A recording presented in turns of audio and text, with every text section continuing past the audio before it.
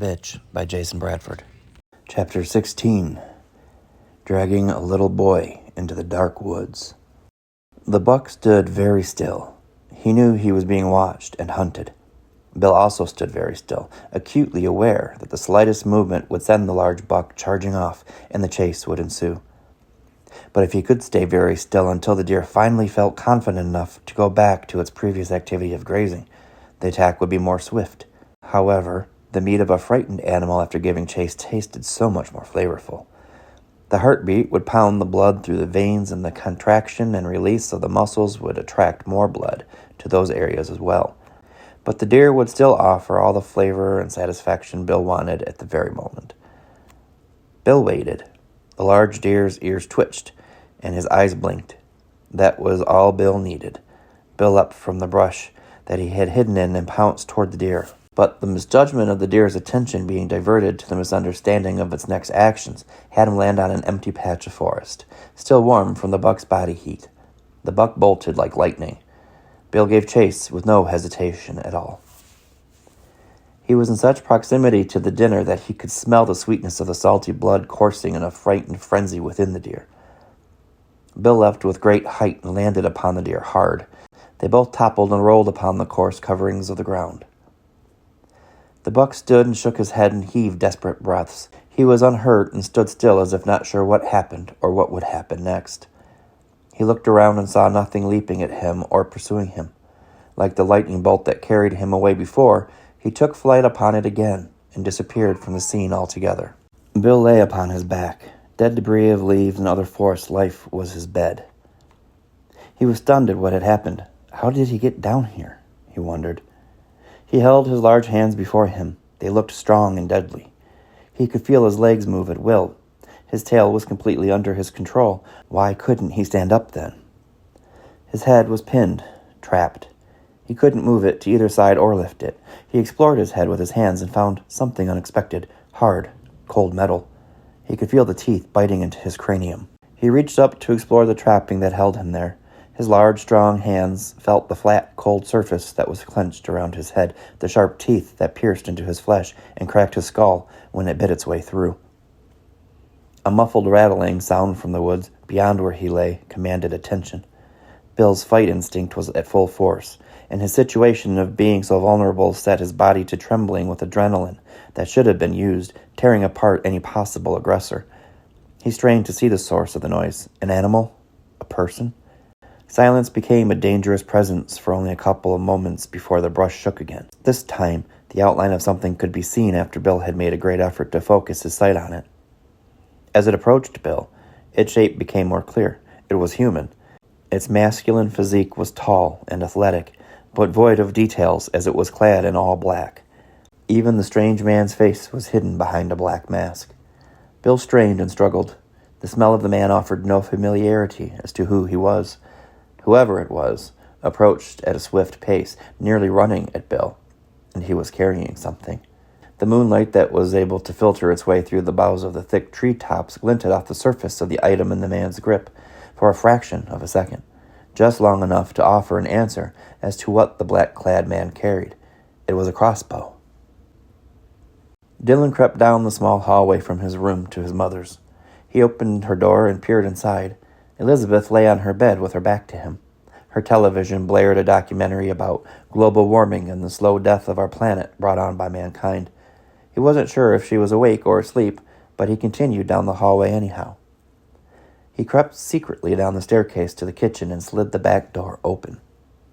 And there it stood in all its beautiful glory, his shiny, wonderful swing set.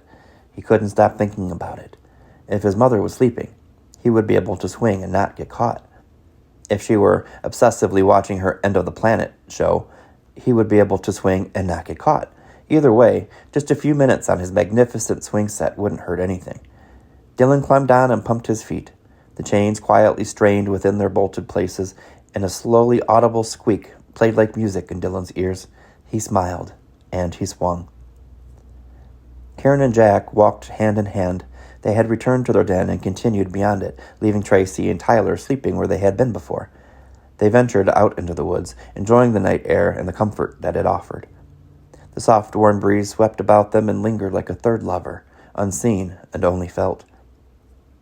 Karen looked up at Jack. He seemed distracted as they continued to walk. He was sniffing the air, his ears pinned back. "What is it?" she asked him. He looked down at her, pulled his hands from hers, and ran further into the woods toward where they had been heading. Chills ran down her back as the unease of something sinister was now laced in the wind, and it felt as if cold fingers brushed against her. Karen ran after Jack. Her bare feet pounded the forest floor without feeling any discomfort or pain. She sped on, keeping close behind him. When Karen caught up to Jack, he was hunched low behind a thick bush. He reached out and grabbed her arm, warning her to be cautious. They were back near Jack's old house. Karen was momentarily confused. She could hear Jack sniff the air. Something was a little off in its foulness. She could hear a squeaking repeating its sound. Dylan was on the swing. Odd that a small child would be playing in a yard at this time of night. Karen was instantly aware that something else was happening. Something further up the trail, deeper in the darkness of the woods, there was something else. Something that smelled dead and rotten. Elizabeth lay facing her television. Her eyes were heavy. She turned off her TV and decided to turn in for the night. The sounds of the all-too-familiar screeching of the metal chains on Dylan's swing set alarmed her. She knew right away that Dylan had slipped out into the night to have himself a turn on his swings. Anger painted her face. She pulled on her robe and headed down the stairs with agitation in her stride. There she was. She had slithered out of the woods like a snake on the hunt. She moved with great agility and stealth. Jack was stunned at what he saw. Karen couldn't believe it either. Her hair stood on the back of her neck. She hadn't been in the presence of a zombie in so long that she had forgotten about their smell. She had been a pup when she last saw one. The familiarity of the odor presented itself to her as the obvious source of the undead only after she saw Ginger running from the woods toward Dylan. Jack pounced from where he had crouched. His instinct was to tear Ginger apart once again, and this time he'd be sure she wouldn't be back. As Ginger closed in on Dylan, Jack closed in on Ginger. It was a race to the final fraction of a second where the winner would tear apart its prize. Would that prize be the reanimated corpse of a psychotic murderess, or would it be that of an innocent little boy? Karen watched on from the shadows. She knew Jack would defeat Ginger. A zombie was powerless compared to the brute strength of a werewolf. There was no competition. Jack reeled back as something with great force and surprise struck him in the chest. He looked down, stunned. Protruding from his powerful chest like a grotesque growth was a small red feathered shaft of a quarrel. Someone in the darkness of the woods was armed with a crossbow and had shot him, was all Jack could think before he lost his balance, stumbled backward, and fell hard to the ground. His eyes were open, and his senses were all still very sharp, but he could not move, no matter how hard he tried. Elizabeth slid open the back door and stepped out, ready to scorn her young son. Her scream pierced the night when she saw the horribly frightening sight of what appeared to be a rotted and mutilated woman upon him. Dylan was screaming and crying as he was being dragged from his yard. Ginger, still at great speed, dragged Dylan by his foot into the woods. Elizabeth ran after Ginger. Karen burst from her hiding spot the moment she saw Jack lying on the ground and Ginger closing in on Dylan, but she wasn't fast enough. Ginger had taken the child, and his mother was close behind them. Karen hadn't stopped to check on Jack as she knew he was unable to be killed that easily. The quarrel that pierced Jack's chest and heart was alarming, but unless the heart was ripped completely from his chest and destroyed, an arrow was no great threat. Starvation, the only other way to kill a werewolf, wasn't even a concern. However, the mystery of who shot Jack and why, and the reality of Jack laying there instead of ripping the tip of the weapon from his body also alarmed her.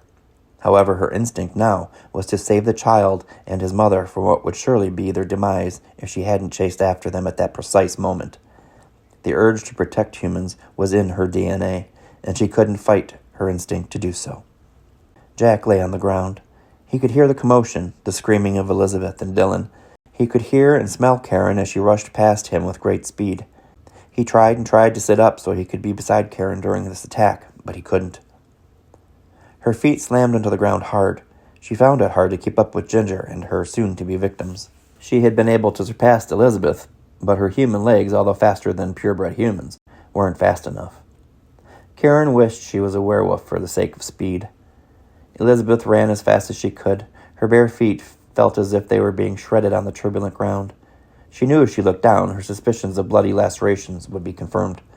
She was also afraid she'd lose her footing and fall. With the pain in her side and a burning in her chest, she continued on as fast as she could in pursuit of her son, the red-headed woman, and Karen. Seeing human Karen surprised Elizabeth, but she felt relief at seeing her in pursuit of her son and his abductor. Ginger stopped cold in her tracks. The sudden change in motion, or cessation of it, took Karen off guard, and her momentum worked against her. In her inability to stop abruptly as a human, Karen tumbled to the ground and violently rolled onward, landing nearly right at Ginger's decaying feet. Close behind, the desperate and winded mother was approaching. With a thud, Dylan smashed hard into an enormous oak. His back slammed and his neck jerked back with the impact. He fell to the ground in a heaping pile of tangled, broken mess. In the same motion, Ginger grabbed Karen and pulled her to her feet. There was a great protest and a brief struggle. A gleaming flash of silver caught in Karen's eyes. Before she could register the reality of the events presenting themselves in this nightmarish situation, the large silver blade found Karen's jugular. It sliced through it, and her neck opened, revealing the anatomy beneath the cut flesh. The blood leapt from her wound as if it were eager to be on the ground. The knife continued in swift motion from left to right, slicing Karen's neck deep and wide. With the length of the silver blade buried within Karen's neck, Ginger gave its second pass from right to left deeper. The knife scraped Karen's cervical spine. The sound of the metal against bone seemed to arouse the morbid satisfaction and happiness in Ginger. It was too late. Elizabeth finally caught up. She was face to face with Ginger, whose single milky eye gleamed in the moonlight. Its reflection startled Elizabeth. She looked deeply at Ginger, nearly unable to look away. But after a moment of time catching up to them and reality fleeting back to her, Elizabeth could feel her breath returning as she looked down at the ground where the blonde woman lay, her head nearly removed in an ever-growing pool of blood that soaked into the ground as it continued to leave the dead woman's body.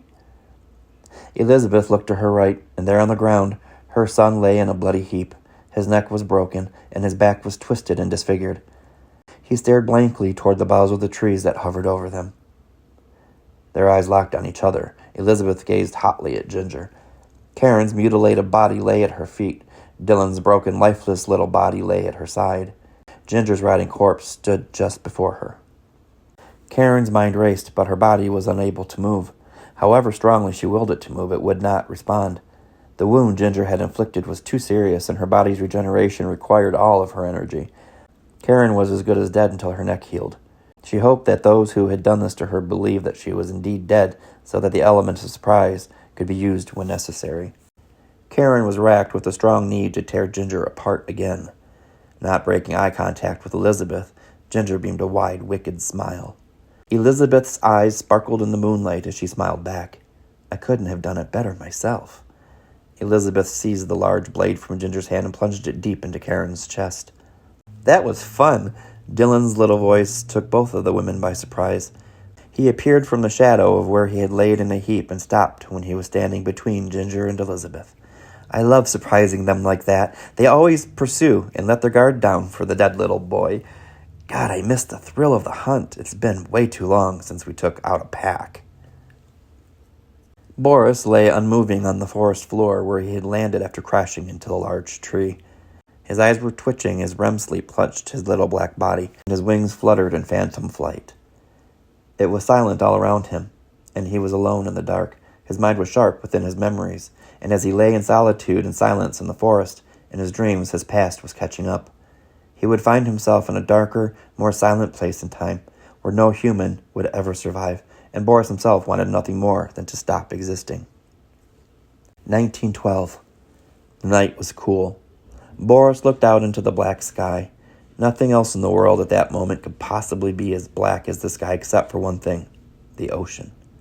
White caps from the recently disturbed waters could briefly be seen melting away, revealing only more darkness. On the horizon, black met black, and the void therein offered peace. It was a void that Boris not only related to, but also longed for. The docking bridge was quiet. Boris was surprised that there weren't many other passengers out, even if it were after midnight. He stood there in his three-piece suit with his velvet black top hat in his hands. He wanted to return to his room, stripped naked, and just lay in his solitude. He was ready to turn and walk off the bridge that stretched across the entire length of the stern. He was taken off guard by the soft musical voice that silently spoke beside him. Is that spot taken? Victoria asked. Victoria wore elegance as if it were a fashion, and her auburn hair swept up mostly atop her head in long, soft curls that rested softly upon her shoulders. She wore a cream-colored evening gown made of delicate lace and, like Boris, held her hat in her hands. She looked to be in her early 50s, but was a bit older. There was an unexplainable nervousness Boris felt at the fact that he hadn't heard her approach, and, again, at the porcelain-like beauty the woman possessed. No, he smiled. You're welcome to it. His heart smiled for the first time in over 50 years. Boris and Victoria stood close to each other and looked out into the horizon, which was now flooded with the bright beauty and wonder of the moon. Boris was certain that he hadn't been there before, and now the shadows were chased away. Boris took that as a simple sign that his future would possibly have a chance at happiness and adventure. He wasn't sure why he felt like this so instantly upon meeting Victoria, but he let the feeling wash over him as Titanic lunged continuously forward.